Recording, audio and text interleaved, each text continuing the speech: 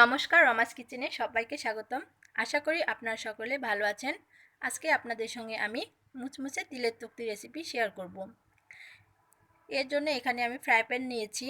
এর মধ্যে আমি 1 কাপ তিল দিয়ে দিব। আমি তিলগুলো সুন্দর করে পরিষ্কার করে রোদে শুকিয়ে নিয়েছি এবং ধুয়ে নিয়েছি। এখন এর মধ্যে আমি 1 কাপ তিল দিয়ে দিলাম।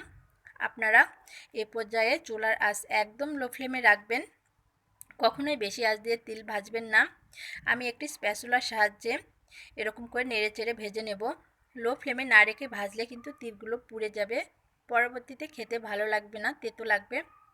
তো এরকম করে আমি প্রায় 2 মিনিটের মতো লো ফ্লেমে তিলগুলো ভেজে নেব। ভেজে নেওয়ার পর দেখুন একটা কালার এসেছে এবং তিলগুলো অনেক বড় হয়ে গেছে। আপনারা বুঝবেন এই পর্যায়ে তিল ভাজা হয়ে গেছে। তো এখন আমি এই তিলগুলো নামিয়ে নেব এবং অন্য আরও একটি পাত্র নিয়ে নেব। এর মধ্যে আমি দিয়ে দিব 1 কাপ পরিমাণের চিনি। আমি এখানে বড় কাপের 1 কাপ চিনি ব্যবহার করেছি। এই চিনিগুলো সুন্দর করে ভেজে নেব, নিয়ে একটি রস তৈরি করে নেব।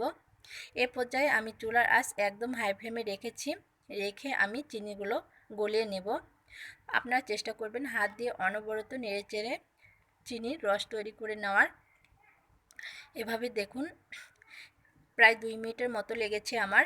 ঠিক 2 মিনিট পরে এরকম চিনির রস হয়ে আসবে এবং সুন্দর একটি কালার এসে যাবে, দেখুন লাল কালার। তো এই মুহূর্তে আমি চুলনিটি অন্য আরও একটি হাতে নিয়ে নেব এবং এই হাতের মাধ্যমে আমি যে তিলগুলো ভেজে রেখেছিলাম সেগুলো দিয়ে দিব। আমি এখানে 1 কাপ তিল দিয়ে রসের মধ্যে দিয়ে দেব, দিয়ে সুন্দর করে ভেজে নেব। আমি কিন্তু চুলার আঁচ বন্ধ করে দিয়েছি, তারপর তিলগুলো দিয়ে দিয়েছি। আপনারাও চেষ্টা করবেন এভাবেই তৈরি করার। এবং অন্য আরও একটি পাত্র আমি আগে থেকে তেল দিয়ে রেখেছি, তার মধ্যে আমি তিলগুলো দিয়ে দেব। আমি দেখুন আমার ভাজা হয়ে গেছে। এখন এর মধ্যে আমি তিল নিয়েছি সুন্দর করে। এখন আপনারা এ পর্যায়ে 2 মিনিট পর একটু চাকুর সাহায্যে সুন্দর করে পিস করে কেটে নেবেন।